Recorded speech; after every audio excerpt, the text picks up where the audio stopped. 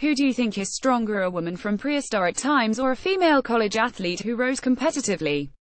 A new study shows that the average female farmer who died thousands of years ago had stronger upper arms than female rowing champions of today.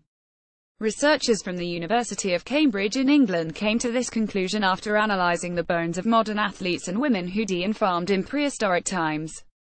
The study, which was published Wednesday in the journal Science Advances, looked at the arm and leg bones of Central European women who toiled the earth long ago and compared them with those of typical students and female athletes, which included rowers who were training twice a day and logging an average of nearly 75 miles a week.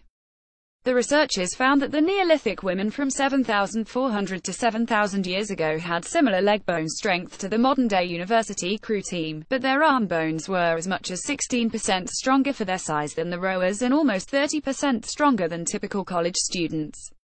Bronze Age women from 4,300 to 3,500 years ago had 9 to 13% stronger arm bones than the rowers but 12% weaker leg bones. The bottom line: prehistoric women worked out long and hard every day, particularly with their arms.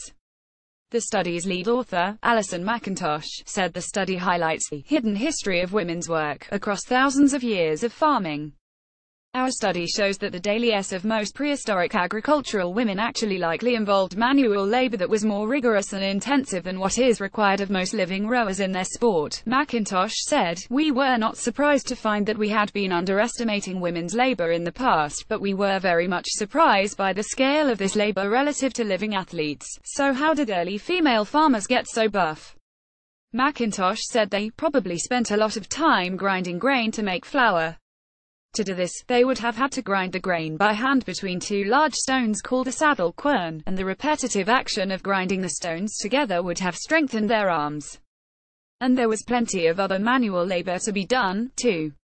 McIntosh suspects that early female farmers did a wide range of work in the days before tractors and plows. They would have had to manually till the soil, plant the crops, and harvest everything by hand. Before the plow was invented, they would have been using digging sticks, flint sickles inserted into wooden handles, etc.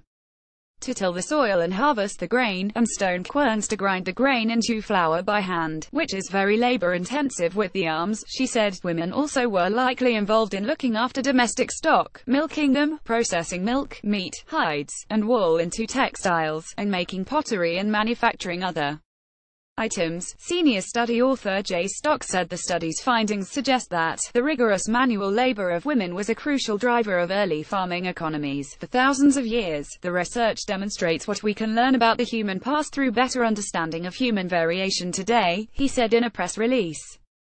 Emily Sweeney can be reached at sweeney@globe.com. Follow her on Twitter at Emily Sweeney.